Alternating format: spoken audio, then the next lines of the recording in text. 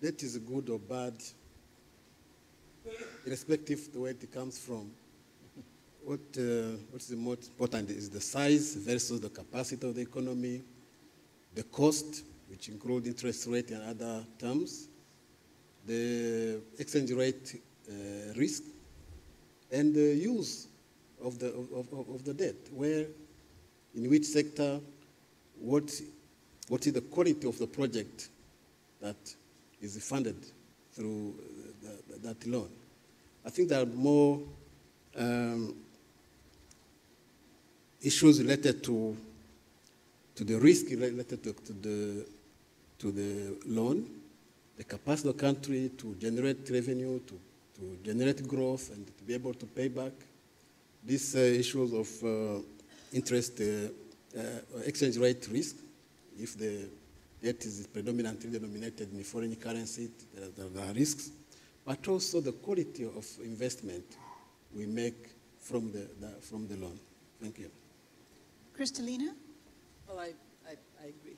This is the issue that 3 points here. One is complexity. We have already talked about it. It is more complex when, if tough time comes, then the solution is more difficult to reach. And frankly speaking, we don't really quite know, because we haven't yet experienced it, what would happen if a country goes boom and it is mostly non-Paris club. We don't know.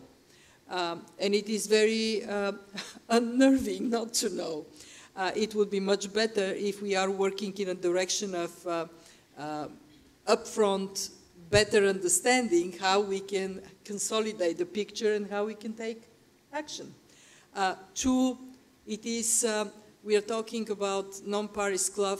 There is a component there which is private creditors, and we don't talk much about it, but what we have seen in the low interest rate environment is that people in their desire to get higher yield would go to countries and dump on them loan products that are really not so very healthy. We now have a set of countries that have bullet service loans that are coming, Eurobond, that are coming next year, the year after. They have to pay a big chunk in not the best of times. And that happened because of that complexity and lack of coordination. And three, I'm going back to my point.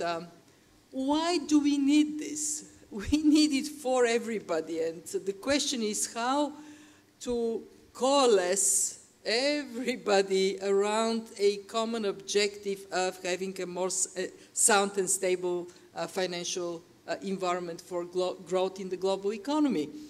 And that is so much harder, you know, when you have a smaller, more or less homogeneous group, it is easier. When you have a bigger, not very homogeneous group, it is much harder. And then, of course, we would have those that would say, well, you know, your end of the boat is sinking, I'm just fine. So the short and the long is that the conversation we have today is very, very timely, because we are not yet in the kind of harsh time, and we can avoid being in the harsh time, but we have to bring everybody around that common objective. Roll our sleeves, bring everybody together, work. Mr. Taylor. So I agree with David. It's not so much Paris Club, not Paris Club. It's the nature of the loans and the nature of the lender and whether you're a responsible lender or not. And I think one of the reasons why we have had more of a problem in debt in poor countries than we thought we would after the debt forgiveness was, I think, new players came in and started making loans, maybe not so responsibly. And so that's happened. And if you're a country and you have not developed the debt management skills enough, you're susceptible to that kind of behavior.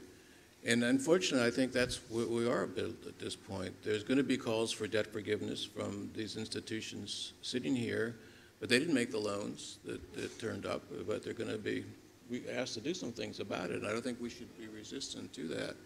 Also, there is some lenders make loans assuming they're not going to be paid back because they're going to get something out of it in return. So that's a real issue. And it would be great if the countries could do all this by themselves and say, no, we're not taking that loan because we're not going to be able to pay it back. But unfortunately, it doesn't happen. It gets into the politics again.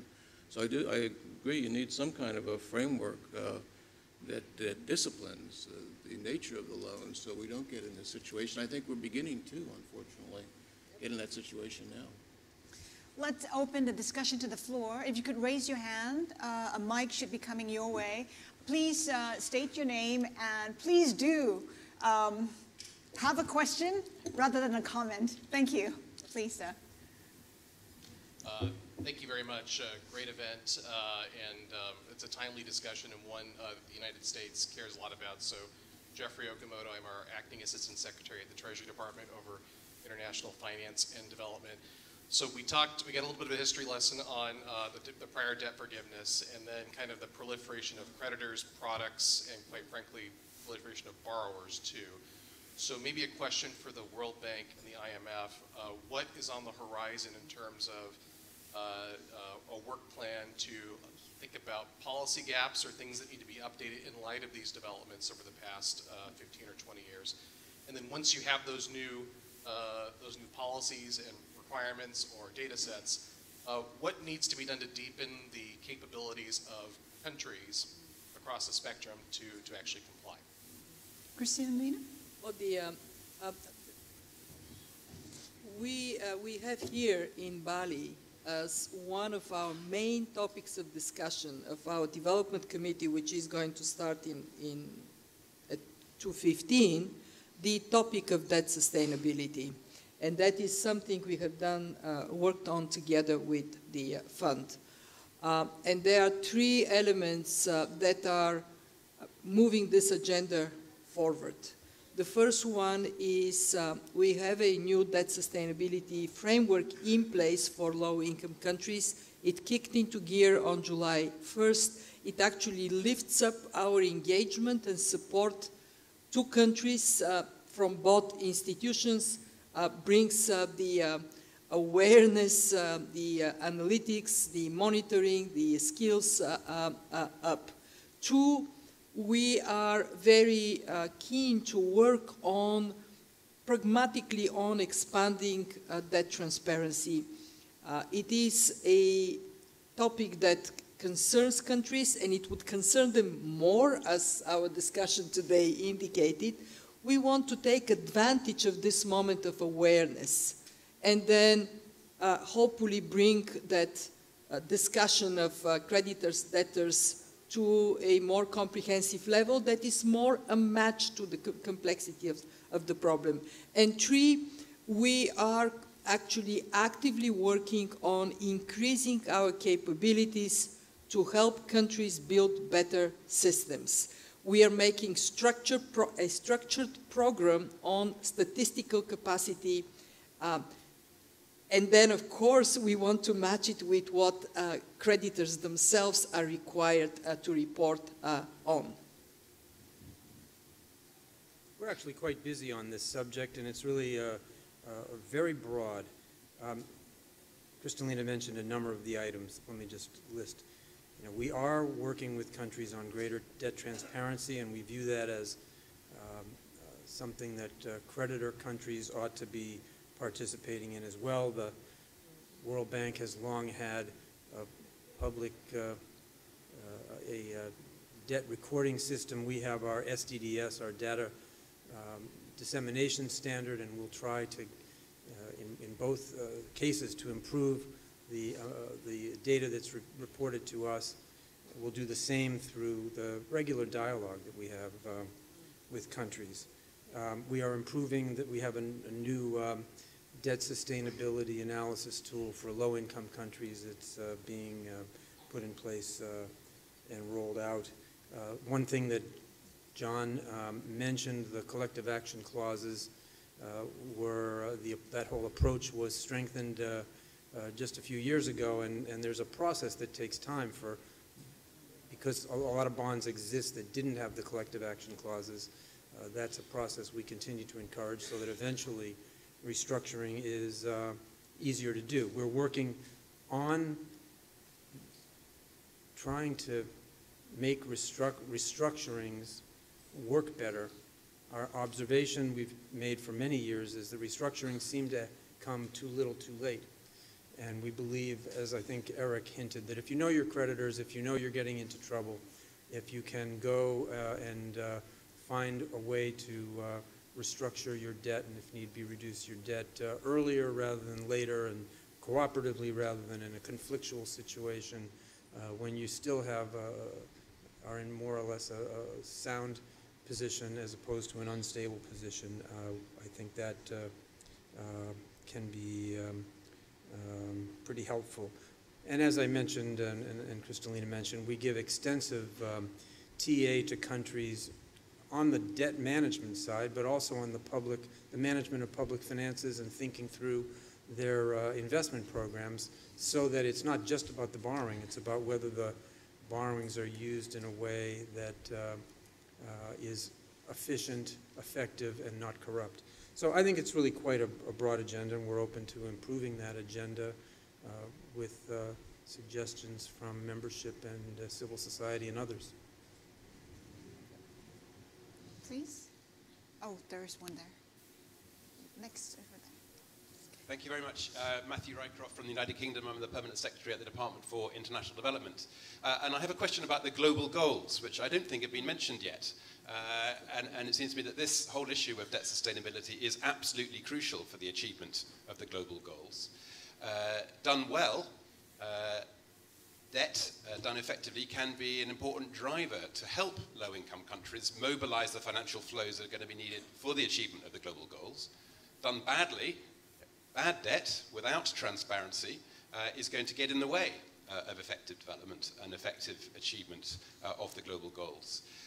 And it seems to me that shining the spotlight of transparency, as all of the panel members in their different ways have suggested, is going to be absolutely essential as a first step towards improving that whole debt ecosystem. But some comments, please, from the perspective of achieving the global goals. Thank you.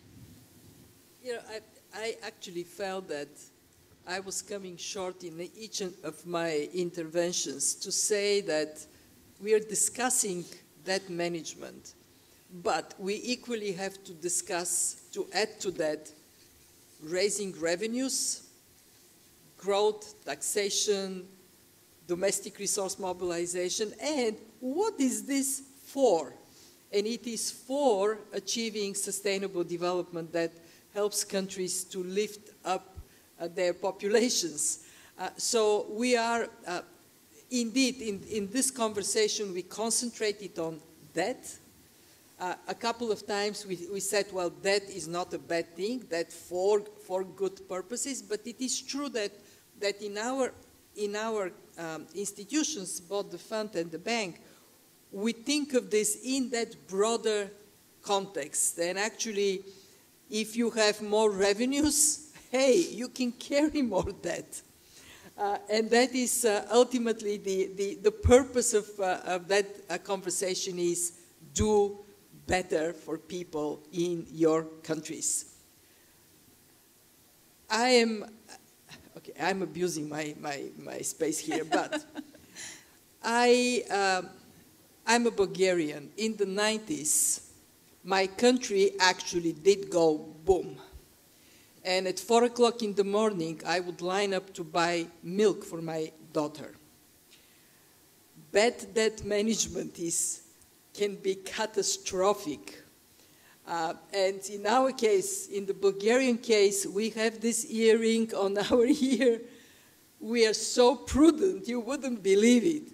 But do we really need to go through the pain and suffering, or we actually can be smarter than that?